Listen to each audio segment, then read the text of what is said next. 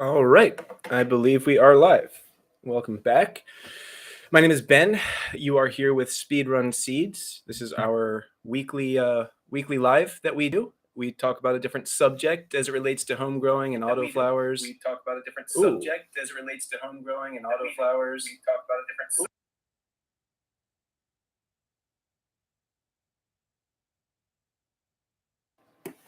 Give me one sec, guys. Let me go ahead and figure out why that Give me one nope, sec, nope. guys.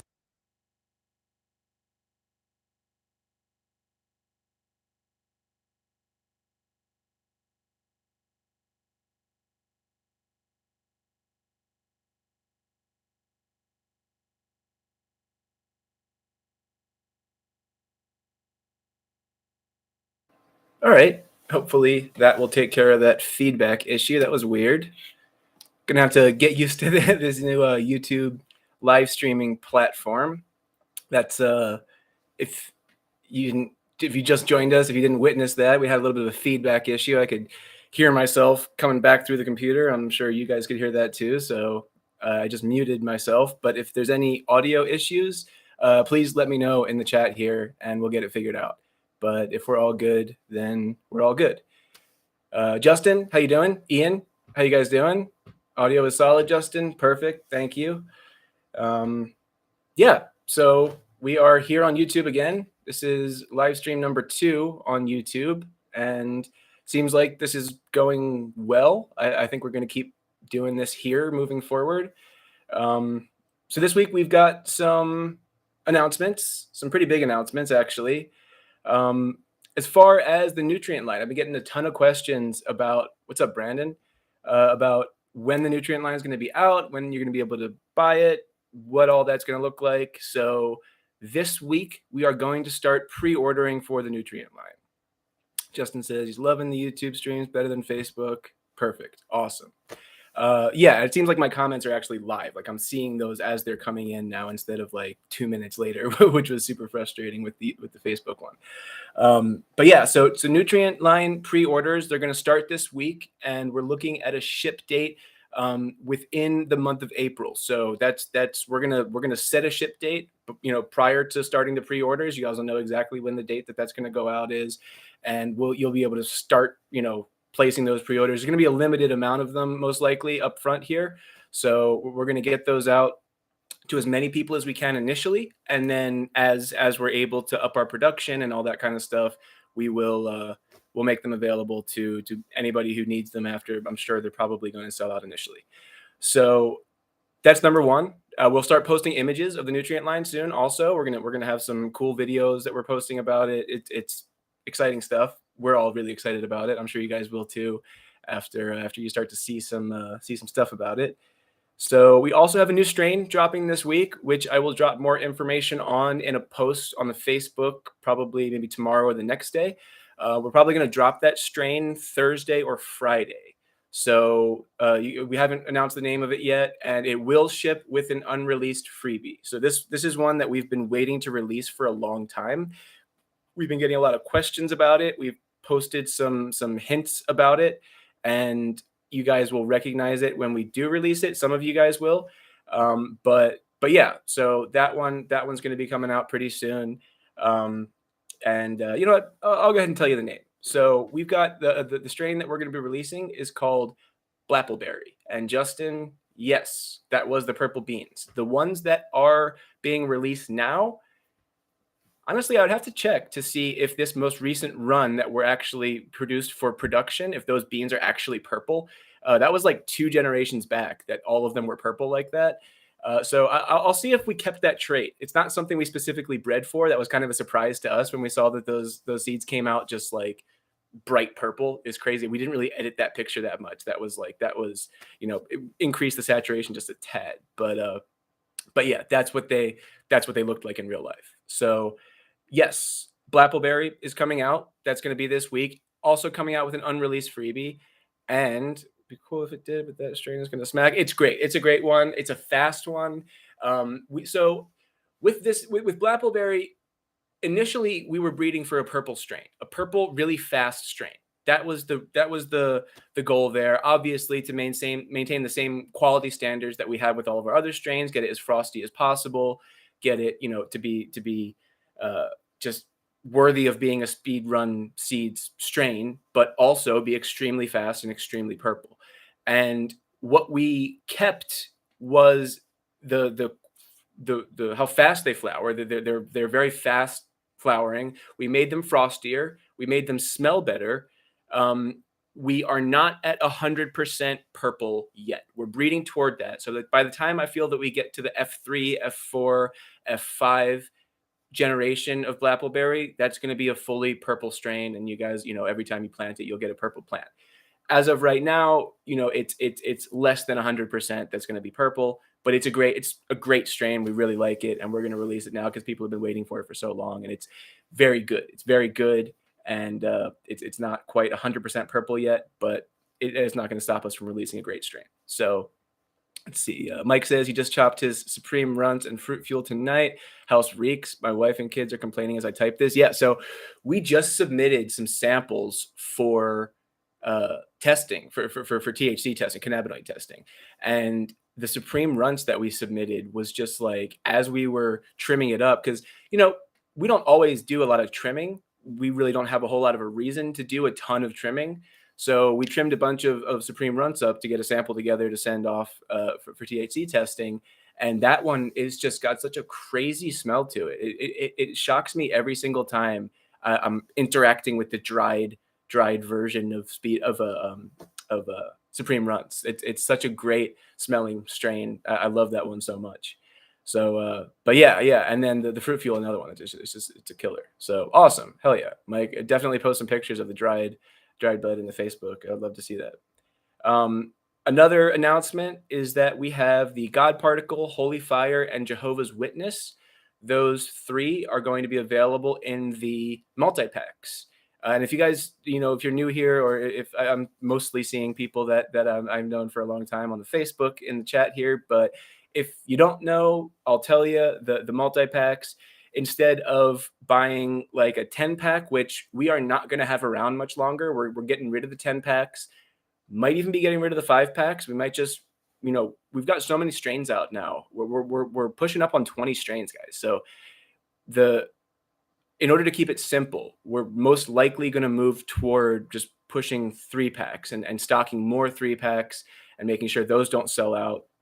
And kind of definitely removing the 10-packs, possibly removing the 5-packs. But anyway, so the multi-pack lets you get 3-packs as it is right now for $75, which is a much better deal than trying to buy 3 separately. You'll pay $90 for that and $75 for 3 in the multi-pack. So we're adding the 3 new strains to the multi-packs tonight. You guys will be able to see that. And we do have a restructuring of our strains and pricing and all that stuff coming up pretty soon. I'm going to post more information about it. The strains that we've put years and years of work into are probably going to be in a little bit of a higher price bracket than they are now. And then there will be strains that maintain, around the same as what they are now. And there's some that might even go a little bit lower than what they are now, just like strains. We might start releasing untested stuff. So we'll have strains that we have, we've made crosses and we know that the 2 parents that went into it are killer, but we haven't done testing on it yet because we've got so many of those that for us, we've got just a big backlog of strains or crosses. Essentially, they're not really strains yet. Crosses that we haven't tested ourselves, or we've sent out for testers, but they're still being run. And for people who want to get in on the genetics, and these are genetics that we've run for a long time, that we've stabilized, that are part of our lineup, that we've crossed together with each other, and those will be available for a little bit cheaper than what you're paying for the other genetics, and those are going to be released also. So it's like, essentially a new drop coming out with those because they weren't available before, but they're not tested by us. So we're gonna restructure the pricing a little bit. Yeah. So thank you, Justin. I like the idea too. I've seen there's other seed companies that do that in a similar way, and I think it's time to differentiate for people the difference between the strains that we've put 5 years of work into, and we're at F6 or F7 on some of them now, and the ones that we haven't put as many years of work into. And I think it makes sense to structure them right there. So yeah. And then the biggest announcement I was saving for last year, I don't see, as I'm aware of here. What's up, Mark? How you doing, Mark? I don't see anybody here that I know is out of the country, but we have international shipping now. We are going to have international shipping this week. It will be probably mid to end of the week where you'll be able to actively start placing your orders for international shipping. It's not going to be directly through us. It will be through a seed bank that's going to handle our international shipping for us. And we're going to post all the information, all the links that you need for it. That's all going to be posted this week. But we are now any country that you happen to be in, we are shipping to you. So if you want the genetics, if you've been waiting for them, I know there's a ton of people that have been waiting for the genetics in New Zealand, Australia. I've gotten messages from Canada. I've gotten messages from France and Spain, Thailand. I've gotten messages from Philippines. It's all over the place. And yeah, Justin says he's seen a ton of people asking about international or about shipping overseas. I'll start referring them your way once you get everything situated. Thank you, Justin. Yeah. So if you see people asking in the group, guys, I know, look, I'm seeing people here who are mostly all active in the group. So if you see people asking about international shipping, tell them just to look out this week for a post, because that will be happening this week. It's taken us a minute to get it all set up, but we'll be posting that very soon. So I know there's a ton of Australia people. There's so many people in Australia, not just guys. I've been a lot of guys and gals hit me up from Australia waiting for some genetics to get out there. So super excited about that. Yeah, really looking forward to it. And then the grow off also, that you're going to start to see weekly photos from, because as far as I know, Ron, I see one person here who's participating. Ron, let me know. I believe everybody germinated. So we are going to have pictures every week that are coming from all the guys in the grow off. They're probably going to send the pictures to me and I will post them. I'm probably not going to have a name attached to each photo as we do the weekly posts. So you guys will just get to see, competitor 1, competitor 2, through 5. And we're going to start posting pictures every week of what these guys are doing with their plants and where they're at and the progress. So you'll get to see a full grow diary from 5 different people throughout the entire grow all the way till the end. And then we'll probably, I spoke to the guys. We have a little group chat going on Facebook there. We'll have a little live just like this with everybody who's in the grow off, or anybody who's in the grow off who wants to be on the live will be able to. And that's how we'll do the judging. And yeah, so look forward to that. You'll see a lot of pictures posted of the Granite Haze F5 is the strain for the grow off. So that's it's on, Ron says. Granite Haze F5 breaking ground as I speak. Awesome. So yeah, well, we're super excited to see those pictures. Okay, well, I think that wraps it up for the announcements for tonight. Yeah, tonight we are going to be talking about, God, I just did that. I noticed I hate when I do that noise that I just made. I'm not going to do that anymore. So we are talking about micronutrients tonight. And this is something I've been waiting to do. This is a little bit of a dry stream, and I know that, but I've been waiting for so long to talk about it, and I've been excited to talk about it, so I'm just doing it. I know it's not the most interesting subject. We're going to do another bro science one probably next week, and I know people really liked the last one that we did on bro science, so hopefully, that will be a more exciting one next week. But this one I feel like is really important, and a lot of people misunderstand micronutrients and don't really think about them too much when they're feeding their plants. So I should try to say moist instead of dry. I'm going to avoid that word too, Joe. I'm going to avoid the word moist. I'm not going to say moist a whole lot. Moist is a word that people don't like when they hear it. So I'm going to stop saying moist because it's not a great word, moist. So yeah. Micronutrients. There are macro and micronutrients with cannabis. I'm sure you guys all know this. The way that a lot of people in the ag industry classify nutrients are your primary macronutrients, which are your nitrogen, phosphorus, and potassium. And then there are secondary macronutrients, which are your calcium, magnesium, and sulfur. And then your micronutrients are nutrients that are found in less than about 100 parts per million or so. Some of them can be a little bit higher, some of them, but generally about 100 parts per million are where the line is drawn for micronutrients. And there we're talking about, so there's 17 essential nutrients for cannabis, and 3 of them are oxygen, hydrogen, and carbon, which just come from the atmosphere. Plants always have those available to them. It's not really something that you have to worry about. And then the others are ones that you have to supply, and a lot of them get supplied by default, usually with whether they're growing in soil and the soil usually already has it, or they are supplied, kind of piggybacking on something else, which is usually the case with sulfur.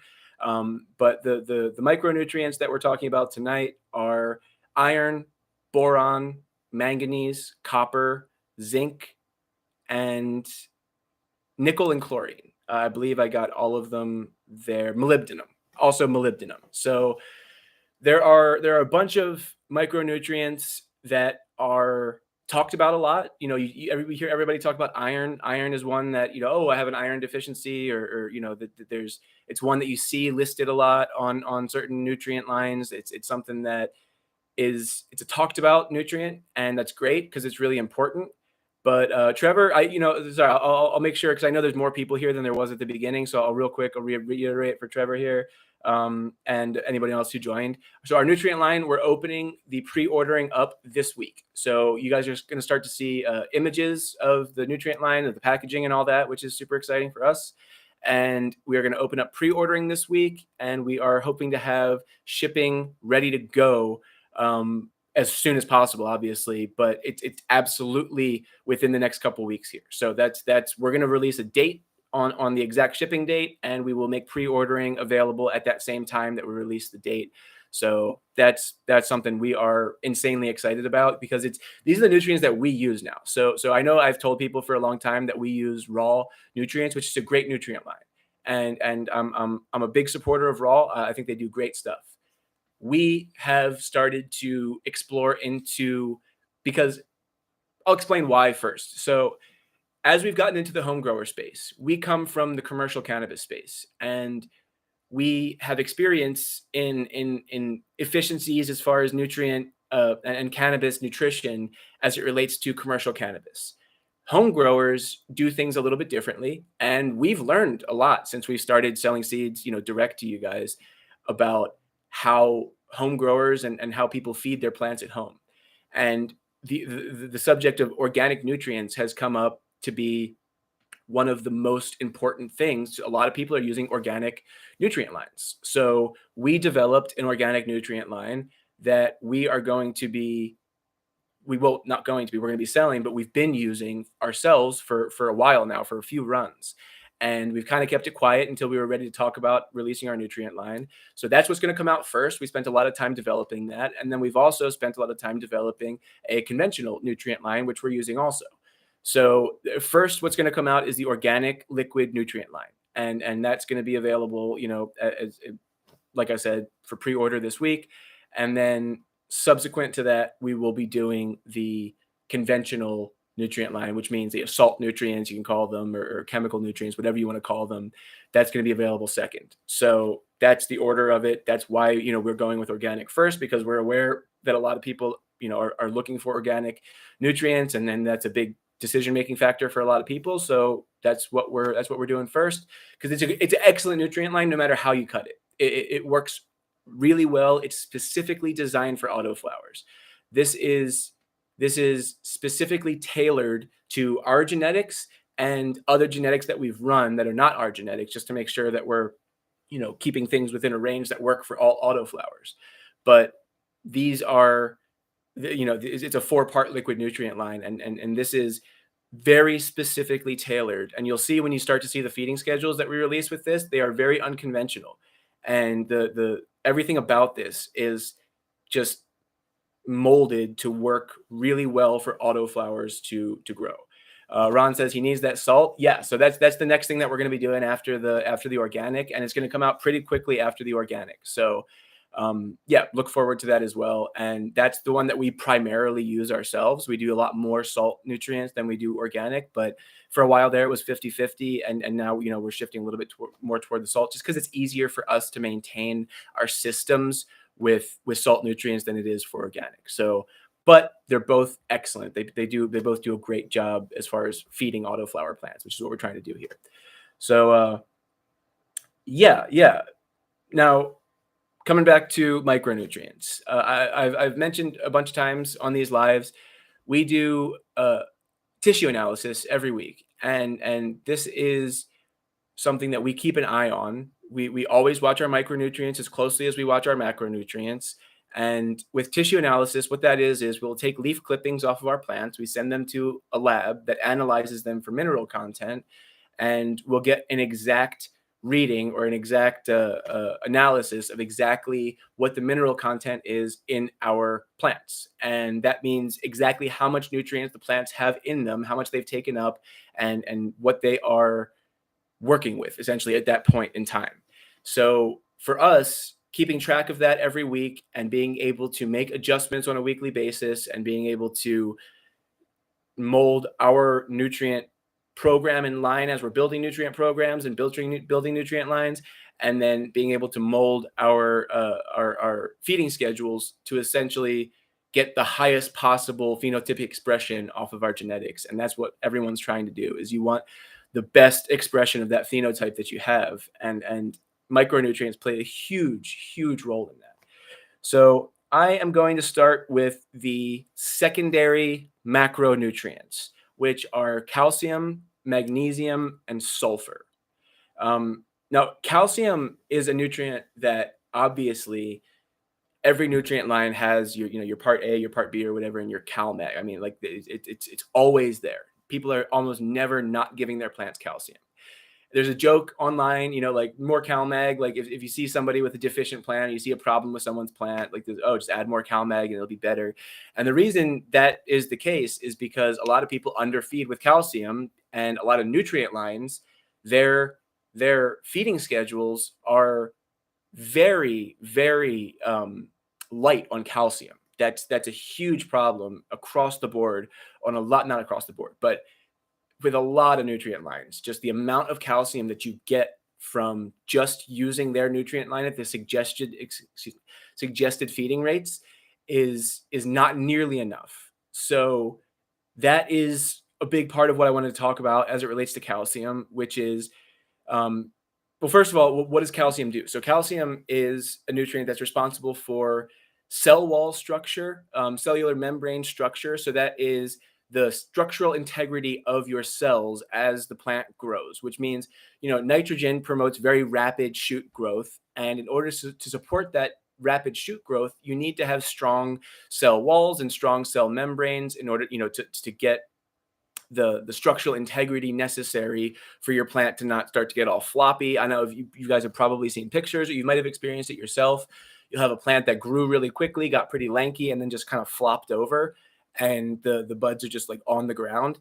That is, in a lot of cases, due to not enough calcium in the feeding schedule that didn't promote that structural integrity, didn't promote that strong growth, and that is the result of it, which is you've got plants that are floppy, and you don't want that. So calcium has a big role in that. And then also it is it's a part of a big signaling system, a secondary signaling system in the plant. So when plants are damaged, any stress that they go through, calcium plays a huge role in relaying to the rest of the plant what is happening and what the response should be, and playing a role in enacting that response. So as an example, there are abiotic and biotic stressors for plants. And abiotic stressors are things like your temperature, your humidity, your light, like the amount of light that they're getting. And biotic stressors are also like over and under watering. Like those are big, abiotic stressors. So these are things that are not related to something, alive that is interacting with the plant. And then biotic stressors, those are things like insects, fungal pathogens, competition. So plants can struggle to compete with other plants near them as far as the root zone. If you were to put two plants in the same pot, you're going to have some biotic stressors there as far as the competition of those two root zones.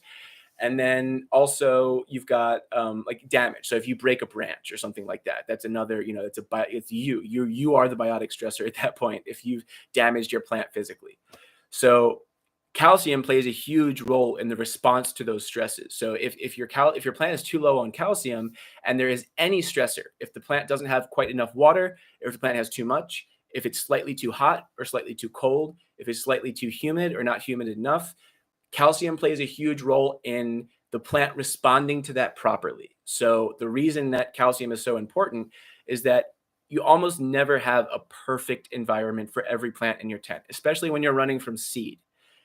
Plants react a little bit differently. They all have a little bit of a different personality, as it were. So you're never going to have a perfect 100% perfect environment for every plant in your tent.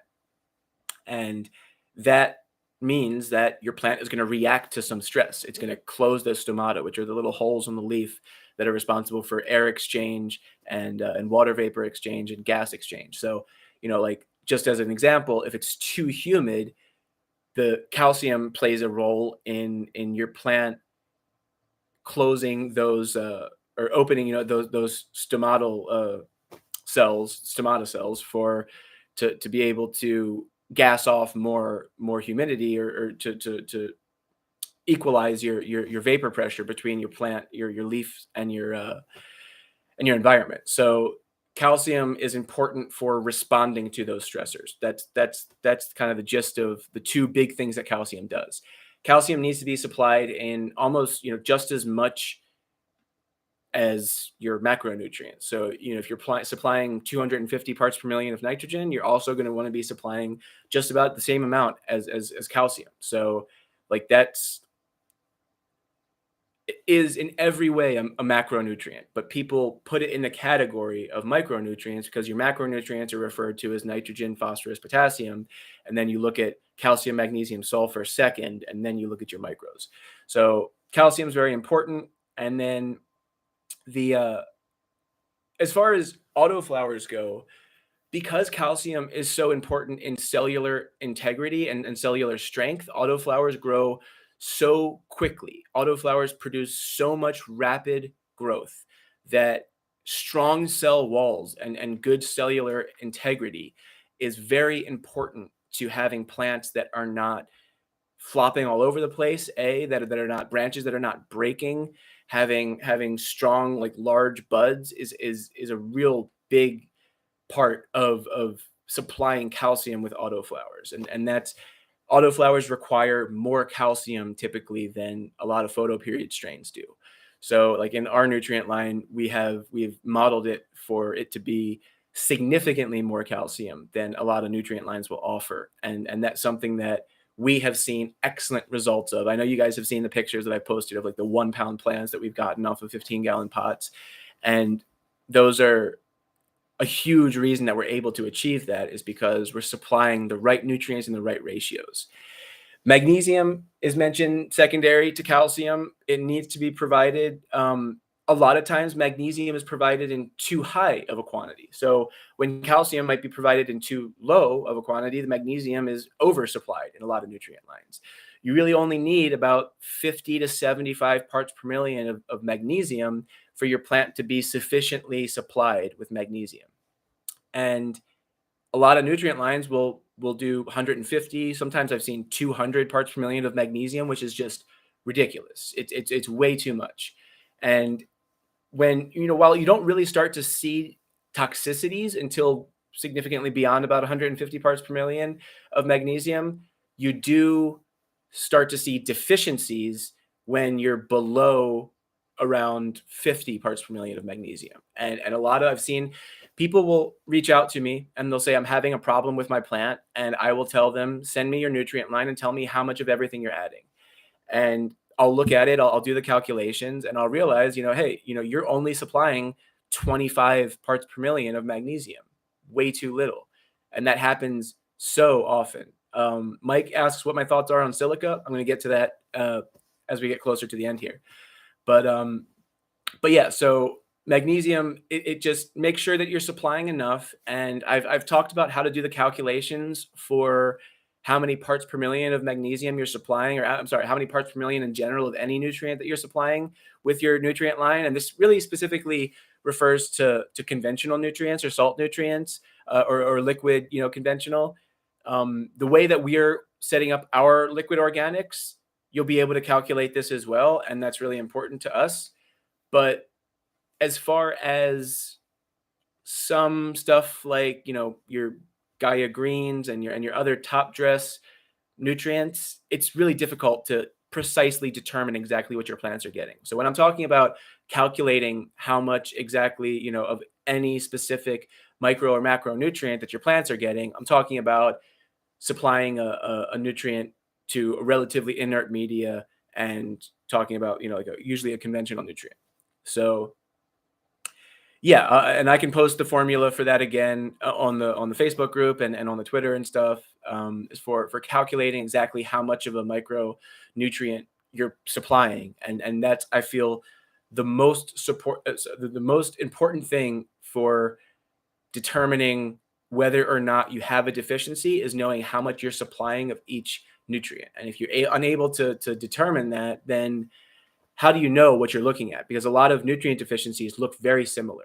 So it cannot be, precisely determined as to whether you have a sulfur deficiency or a nitrogen deficiency, unless you look at the numbers. And you look at the numbers, you're supplying definitely enough sulfur and your nitrogen's a little bit low. Now you know for sure you're looking closer at a nitrogen deficiency than you are at a sulfur deficiency. And that's how you kind of narrow stuff down and figure out what's wrong with your plants. So yeah, and then, as far as cal-mag ratios, calcium to magnesium ratios, as long as your magnesium is well supplied, as long as you're supplying at least 50 parts per million, preferably 75, up to 100 or so, or a little over 100, don't go too much higher than that. That is, as long as you're supplying that amount, you can, your ratio is not as important. As long, and then calcium, you're looking at supplying at least 200 and up to about 300 parts per million of calcium. Those are the numbers for that. And then sulfur is what a lot of people call like the forgotten nutrient. Sulfur is something that you really don't hear talked about at all in a lot of, from a lot of nutrient line, a lot of nutrient producers, a lot of cannabis groups that you might be looking for. So I see pushing phosphorus in the chat there, just posted the formula for calculating your nutrients, and you might have to include what X is and what Y is there if you want to type that also up in there, because that is important for people to figure out what to punch into those spots.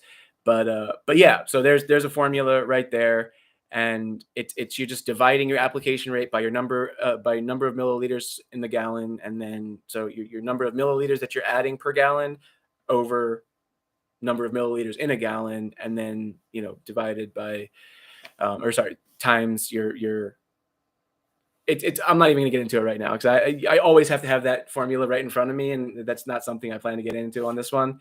But I will talk about that again another live, and I'll post it in the group. So you've got your there you go. So you guys have your X and your Y definitions there. So I would 100% copy and paste that into whatever you are able to, or just take a screen cap of it. Go to your nutrient line later tonight, do a calculation for every single macro and micronutrient in your nutrient line, and you will know for sure, what you have. And then if you're interested, come to me and ask me like, hey, I've only got, a 0.2 parts per million of boron. Is that enough? And I'll tell you. So that's a really important thing to look at. And then, so yeah, I was talking about sulfur. Sulfur is really important in amino acid production. It's important in the production of proteins. So proteins and amino acids are extremely important to growth overall. And sulfur is one of those things. It's a building block of those. And it's also important in the development of oils in plants. So you're talking about terpenes there. You're talking about cannabinoid compounds. You're talking about all the things that you want out of your plant. If you're not supplying enough sulfur, then you're not efficiently producing those oils and those proteins, which are really important to getting good flower structure. So sulfur is one of those that usually piggybacks on magnesium. Usually you're looking at magnesium sulfate being your element or your chemical that's supplying sulfur and magnesium to your plant. So magnesium sulfate is MgSO4, which means that you've got 1 molecule of magnesium to every 4 molecules of sulfur. So if you're supplying, let's say your 75 milligrams of magnesium, that's all coming from magnesium sulfate. Around that, around times 4 of that is what you're going to be. So about 300 parts per million of sulfur is what you're going to be supplying as your sulfur, and that's fine. You can supply up to about 400 parts per million of sulfur without any problems, and you want at least 25 parts per million of sulfur to have an effective feeding schedule. So always make sure that if your magnesium source is not magnesium sulfate, then you will, unless you have another sulfate source from one of your sulfur source from one of your other nutrients, that's those times when if it's not coming from the magnesium or the magnesium sulfate, then people run into sulfur deficiencies because now they're not using the normal thing that's providing sulfur to most feeding schedules.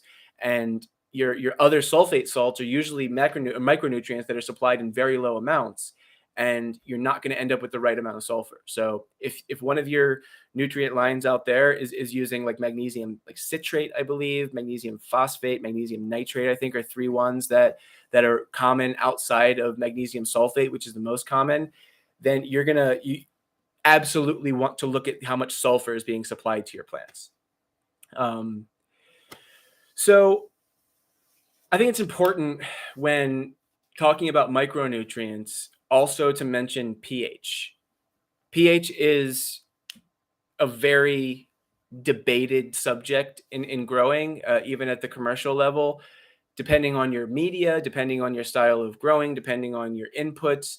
Your pH is all going to be different out there. And there are nutrients that do well with a high pH, and there are nutrients that do well with a low pH. So as far as nutrients that are more available at a higher pH, you're talking calcium, magnesium, molybdenum is one that's higher at is more available at a higher pH. And then as far as nutrients that are more available at a lower pH, you're talking calcium, you're looking at, not calcium, copper, you're looking at iron, you're looking at manganese. Zinc is another one where you've got more availability at your lower pH. So as you get closer to 6 and below 6, those micronutrients are going to be more available to your plant. And that is something to consider when you're trying to diagnose a problem with your plant and you're looking at your pH, you're looking at your symptoms of whatever problem it is, and you're saying to yourself, okay, well, I've got some chlorosis here between the leaf veins, and my pH is really, low. So my pH is really high. So if my pH is at like 6.7 and I've got yellowing between the veins of the leaves, that almost always will indicate that you've probably got a calcium deficiency. I'm sorry, an iron deficiency.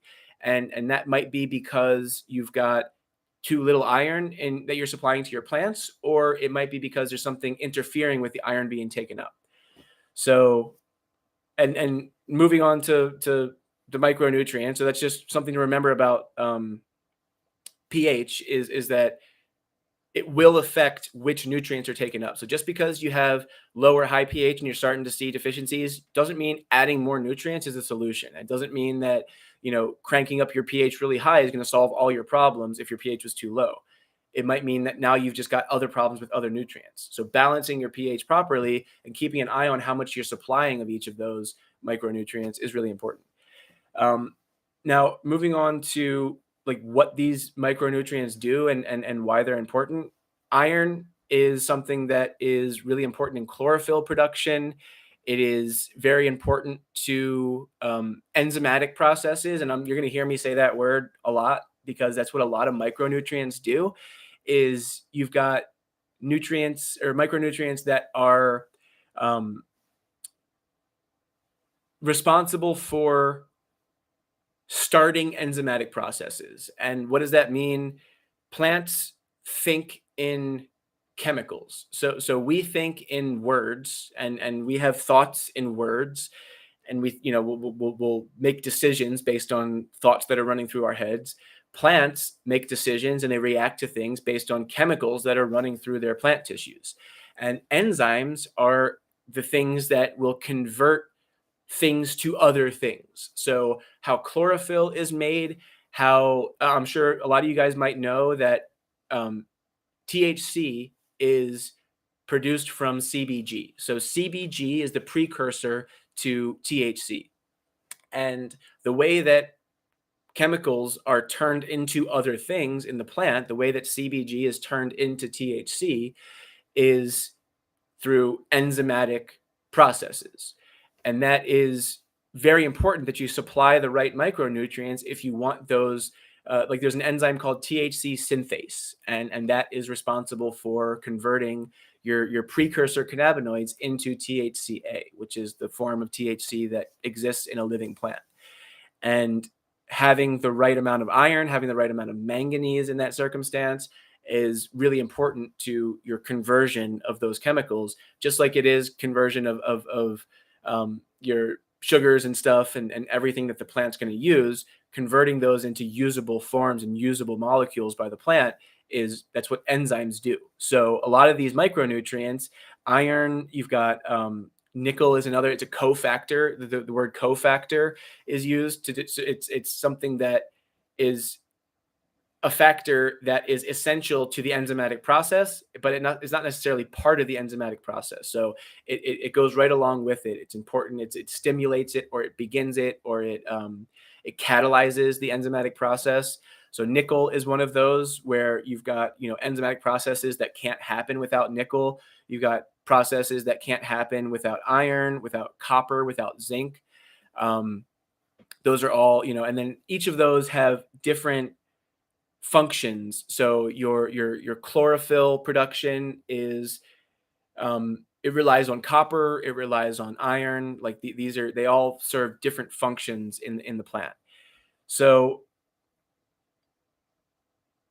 there are micronutrients that are supplied in amounts that are above 1 part per million. So you've got your iron, you've got your manganese, you've got your nickel. Zinc sometimes is supplied in amounts above 1 part per million. And then you've got micronutrients that are supplied in much lower amounts, like molybdenum. Molybdenum, you'll see on your nutrient packaging, if you look at the guaranteed analysis, you'll see something like 0.002% molybdenum. And that is molybdenum is required in very tiny amounts for the processing of nitrogen. So in order for your plant to process nitrogen, you need some molybdenum to be there. And the long story short of all of these micronutrients that are essential micronutrients. I see a question there. Pushing Phosphorus asks, will different strains from other places ever require more or less of micros? So some plants, so they all require the exact same amount. They all use the exact same amount. They all want to have the same amount in their plant tissues. Each individual plant, and you can see trends within strains. Some of them are going to use more of a specific micronutrient to get to that ideal amount. And yeah, some of them might need to be supplied a little bit extra. Usually you're going to see that way more with macronutrients than you will with micronutrients. Usually your micronutrients are going to be solid for most strains. Sometimes if you do a lot of tissue analysis, you'll notice there are some strains that the tissue analysis always comes in low on zinc or manganese. And that is something that, you kind of just have to get to know that strain. And you also have to be doing the tissue analysis to really differentiate between which ones, because you're not going to see those deficiencies. These are what we call hidden hungers.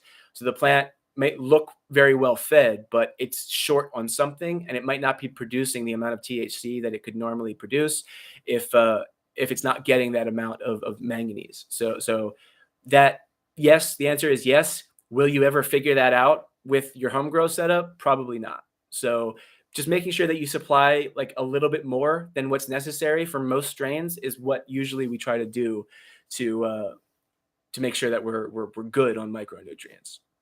And then, so somebody asked about silica earlier. Silica is not one of the essential nutrients. It's a beneficial nutrient. Silica, and another one is like cobalt. So you might see on your nutrient line like cobalt being mentioned. That's not an essential nutrient, but it is one that it it assists with your um, microbe life, your microbial activities. Cobalt is one that really helps with the enzymatic processes there. Silica is one that is also very important to cellular structure. It's important to the strength of your branches. It's important to being able to build large flowers and support the weight of them. And that's why you see a lot of growers supplementing silica. There's a lot of different forms of silica, and recently it's more expensive, but a lot of people have been moving toward monosilicic acids, which are the most available form of silica for your plant. Um, there's a few different, like Power SI is one of the products that you might see people using. Usually those monosilicic acid products are way more expensive because it takes a lot more of a process to get from your original source materials to monosilicic acid. So yes, I think it's a great thing to add. I also, Ron says he's a firm believer in silica. I am too. I think it's important. It's not, your plant is not going to suffer without it. Your plant will do better with it, but won't suffer without it. Though that's how you should look at beneficial. Armor SI, it's another one. Yeah. So your plant is not going to be deficient in sulfur. That doesn't exist. There's no such thing as a sulfur. Silica. Sorry, if I've been saying sulfur, I meant to say silica. Your plant is not going to be deficient in silica. Your plant will do better structurally with silica, but there's no such thing as a silica deficiency. So that's how you should look at it. It's a benefit to have it. It's not necessarily bad to not have it, but it'll benefit you. Same thing with cobalt. So yeah, and then as far as micronutrients, I think one of the important things to talk about, you might hear the word chelated come up, and you might think to yourself, what the fuck does that mean? Most people never explain what a chelated micronutrient is. So the word chelated it means that the ion, your micronutrient ion, is surrounded by an organic molecule. Kind of, so chelated comes from like Greek. The word chele in Greek is claw, like a lobster claw. And your ion molecule, or your micronutrient ion, is surrounded like a claw, like on those sides, like a lobster claw grabbing it. So that's where the word chelated comes from. And that means that a lot of micronutrients can be washed out of your soil really easily, like precipitated out of your soil. They can be oxidized into other things that are not available to your plant. Micronutrients can be delicate in your soil. And if your conditions aren't perfect to maintain your micronutrient content in your media, then your micronutrients might fall out of solution, or they might just not be available to your plants. So chelated micronutrients are something where that larger organic molecule protects those micronutrient molecules from being affected by a lot of those environmental factors that might wash your micronutrients out of your soil and or make them not available. So when you see chelated micronutrients, that just means that it's a more bioavailable and a more hardy form of your micronutrient, and that your plant is going to have it more available to it if it's in your feed solution, or if it's in your media. So you hear people talk about chelated micronutrients. That's what that means. It's always, it's a benefit to have that. And yeah, it's I've seen that term used a lot as like a marketing term. Oh, it's got, chelated iron. But I would say 95% of people who don't know what chelated means, that kind of just goes right over their heads. So I think it's important to describe what that is if we're talking about micronutrients. So yeah, like I think that's a good kind of like overall look at how you should approach micronutrients. At some point here in the near future on our website, we're going to have available on the membership side all of the required inputs for specific micro and macronutrients for your plants, and for specifically for autoflower plants and our genetics in general. And that's every micro and macronutrient, exactly how many parts per million of that micro and macronutrient do I need to supply to my plant for me to be in the right range. And those, just as an example, like 3 to 4 parts per million of iron, or 1 part per million of boron, through across the board through the entire life of the plant. That's what you want to see for those, and how to calculate it. Push In Phosphorus posted the formula for that, and I can describe that formula and help you guys use it a little bit more in the group and stuff. But yeah, like that's using those calculations and looking really closely at your nutrient lineup to make sure that you are providing everything that the plant needs is very, very important to having a perfectly fed plant. And a perfectly fed plant means that you're getting the highest, best phenotypic expression of that genetic, which means if you're using great genetics like these are, you're going to get way better plants. And that's kind of the whole story on micronutrients, is that you see a lot of people looking at their plant thinking that it's deficient in one thing or another. And most people really don't know the functions of the micronutrients and don't think like, I might be seeing a sulfur deficiency and not a nitrogen deficiency. And, sulfur is technically a macronutrient, but it's lumped in with the micros. So that's why I wanted to do a full, live on micronutrients. And that's kind of why I felt it was important. Yeah. So if you guys have any questions, I'll take those, and or if you have any questions about other stuff, what's coming up this week. Like I said, we've got a drop coming up, the Blappleberry, that's going to be coming out this week, and it'll be coming out with a unreleased freebie. We've got the nutrient line. Pre-orders are going to start this week. Shipping will start this coming month.